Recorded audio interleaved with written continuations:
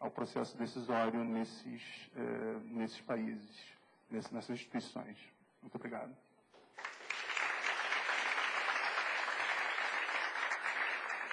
Como nós temos muito pouco tempo, eu vou recolher 2 ou 3 perguntas e, em seguida, passo aos membros da mesa. André.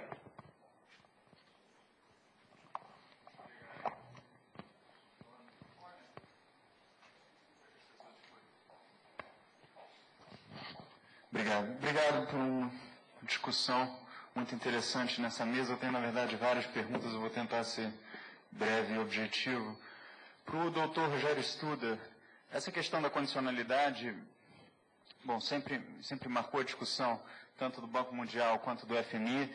Ela tem crescido no decorrer do tempo, mas a minha pergunta é, ela também não teve uma mudança qualitativa significativa? Hoje em dia, a condicionalidade do banco já não é muito diferente do que era antes, e eu estou imaginando aqui, inclusive, com relação a temas ambientais, barragens e coisas do gênero. A segunda pergunta que está relacionada a ela é essa. Isso não está relacionado também à atuação de organizações não governamentais? E eu gostaria que você falasse um pouco mais sobre o impacto dessas organizações na atuação do banco e, particularmente, nessa condicionalidade que é exigida. Um comentário com relação à apresentação do Dr. Tang. Ele mencionou que a emergência da China enquanto potência econômica foi benéfica para o Brasil, inclusive, sobretudo, na recuperação da crise. Ele tem razão. Mas, por outro lado, é importante salientar também que a China está invadindo os nossos principais mercados de exportação. Eu estou me referindo aqui não só aos Estados Unidos, mas também a própria América Latina. A Argentina, aqui ao lado, né? Membro principal do Mercosul, nosso. Enfim, e isso é importante por várias razões, mas principalmente não só por conta da quantidade do que é exportado, mas também a composição do nosso comércio com esses países, né? Que nós exportamos para os Estados Unidos e para a América Latina bens de maior valor agregado, manufaturas, bens industriais. E perdendo esses mercados, nós perdemos, portanto, um mercado também importante para esses bens. E a própria relação com o comércio chinês também nos é altamente desfavorável, na medida em que exportamos prioritariamente commodities e importamos bens de maior valor agregado, manufaturas, etc. Enfim, isso me leva, por fim, aos comentários e perguntas da apresentação do Luiz Fernandes. Quer dizer, eu concordo totalmente com sua análise da hegemonia norte-americana, sobretudo no sistema monetário internacional, mas a China também se vale, né, dessas estratégias cambiais, que já faz isso há muito mais tempo que os Estados Unidos. E aqui, de novo, uma provocação. Será que também não devemos nos preocupar muito com o papel dessa nova superpotência? Com relação à mudança da moeda de reserva, o dólar, isso também vai ter que passar pela China, na medida que a China detém a maior parte das reservas em dólar, nem a maior parte das reservas chinesas estão em dólar. Então, tem que ver também, será que a China vai ter interesse em colaborar para essa mudança? Porque sem a colaboração chinesa, certamente ela não ocorrerá. Obrigado. Mais uma pergunta apenas, sinto muito. Por favor.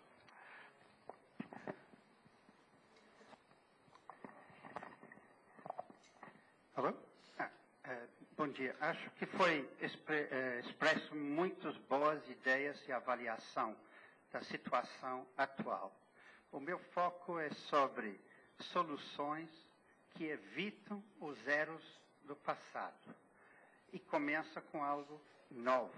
A primeira coisa seria esquecer a ideia de tentar criar uma moeda comum em separado, como foi o caso do euro, porque o euro foi fundamentado sobre pilares completamente desiguais e assim, então, passamos para um endividamento de todo o sistema econômico e de governança fora de controle. Posso entrar em detalhes outra hora, mas eu acho que os países BRICS têm em comum um elemento não explorado, que, estando todas as pessoas do Brasil, China, Índia e Rússia, é que somos países em desenvolvimento recém-emergidos. E temos técnicas, habilidades, experiência em sair da pobreza e dar para nossas populações algo para comer. E, geopoliticamente, foi dito aqui, essa é uma associação geopolítica. E, para ser uma associação geopolítica, ele pode, então, desenvolver as melhores experiências entre esses 4 ou 5 países e aplicá-los na economia. No caso, o Brasil tem uma moeda forte, mas o que inibe o Brasil a exportar é o custo do Brasil, a estrutura interna. A China acumulou reservas porque ela conseguiu colocar seu produto no mercado consumidor americano, etc., e europeu. A Rússia tem enorme reserva de conhecimentos técnicos, mas não aplica em benefício do consumidor mundial. A Índia tem uma experiência desde a época do colonialismo. Então, eu acho que esse debate deve focar sobre o que os 4, 5 países podem se juntar. Aí, quando vocês têm moedas fortes, coerência no comércio, aí seria o momento de começar a adentrar na ONU, na parte de mexer com os interesses de maior envergadura. Senão se enfraquece todos os esforços feitos agora por não ter uma estrutura coerente que dá o alicerce correto. Gostaria o comentário, se possível. Muito obrigado pela atenção. Obrigado. Você tem 35 segundos e meio.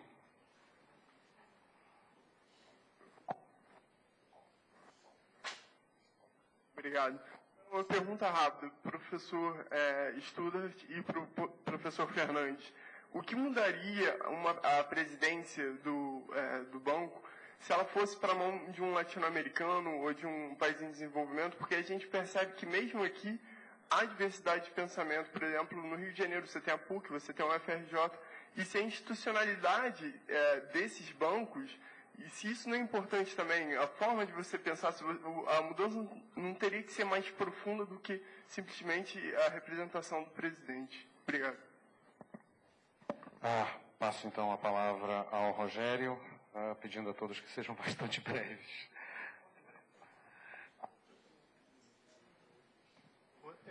Um minuto e meio. Tá. Primeiro, condicionalidade. André, é verdade. Na verdade, você tem uma sobreposição de condicionalidades, de sustentabilidade de dívida, quer dizer, de políticas. Depois você tem sociais, ambientais, corrupção e governança. Agora, a discussão de direitos humanos. Eu quero ressaltar o seguinte, o problema não é tanto a condicionalidade, todas são razoáveis.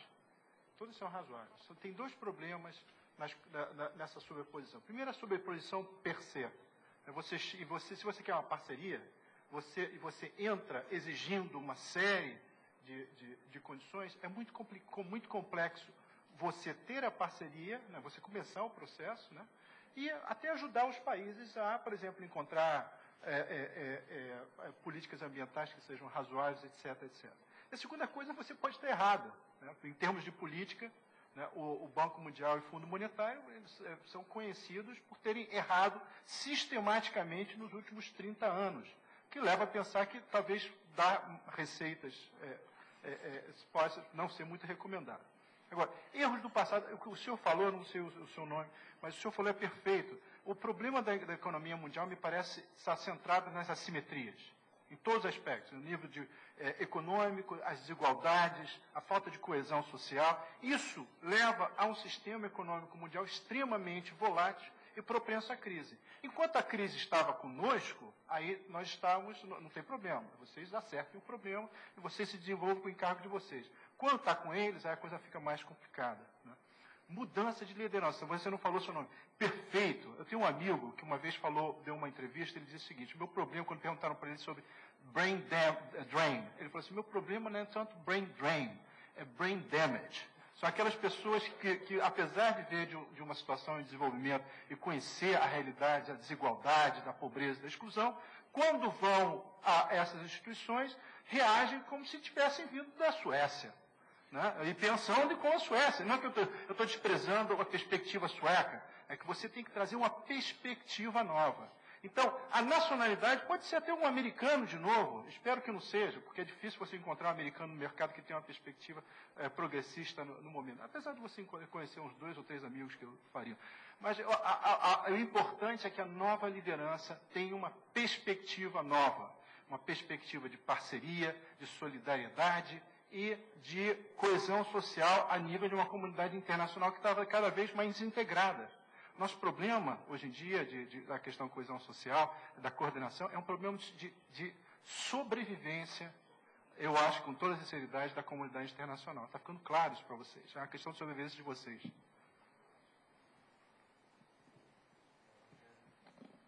Obrigado, Rogério. Sergei, por favor. Only one comment on a remark by Professor Farias. I guess he touched the very central element of this legitimacy efficiency dilemma. You know, these efficiency and legitimacy are not two sides of the moon, never to meet each other.